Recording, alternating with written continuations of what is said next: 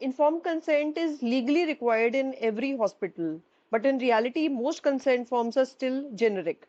A diabetic patient with a difficult airway risk, or a frail elderly patient with heart failure, or even a young adult often receive nearly identical consent explanation.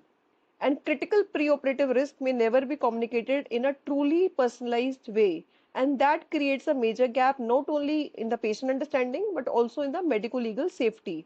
That is a problem I have solved with the help of Aegis Consent Intelligence Agent. Just see a quick demo of how the consent agent works. So here I am in the system of prompt opinion. I am launching my launchpad.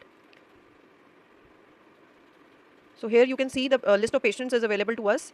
And now let's select a patient. Let's go to patient and I'll select let's say Ramesh, and I will go to Aegis Perioperative Copilot since it will provide us the assessment of the risk of the patient.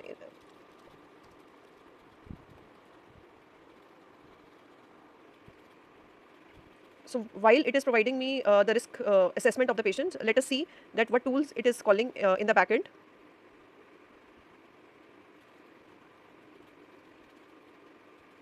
So as you can see, we are getting calls on our ngrok system. This is kind of MCP which is connected. Again, as you can see, that the tools are being fetched by the MCP. And now let us see what is happening in the backend. So it is computing the risk score, it is computing the fetching of patient from the FHIR, and after it will provide me the assessment record. Now it is fetching through the guidelines. Now it is formatting the report to me. So now this report, if I tell to the patient, they would be really scared of. So I need to be very gentle with them. So I would call my agent, that is the consent intelligence agent. So I would say that provide me the consent to explain to the patient's relatives. So now let us see what report does it provided to me. So one more thing I want to show here, that it is guideline supported, and it is also telling me that these are the risk flags in the patient. So now let us see the consent which is very personalized.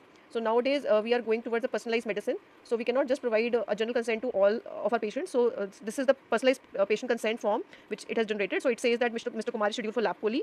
While it is a common procedure, but because of the Kumar's existing health condition, especially his diabetes and high blood pressure and sleep apnea, we are taking extra precautions in the safest possible condition that we can start with. So accordingly, it has told me that the patient should be told that potassium kidney function needs to be optimized. We need to have hemoglobin. We need to stop metformin before the major surgery. Then they are supposed to bring the CPAP machine to the hospital since OSA is there and airway is sensitive.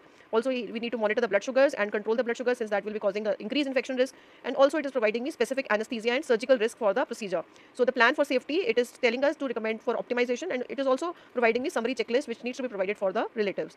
So this is how we are entering into personalized anesthesia consent form. So I can again ask that provide me specific risk for his condition if it is taken for emergency surgery.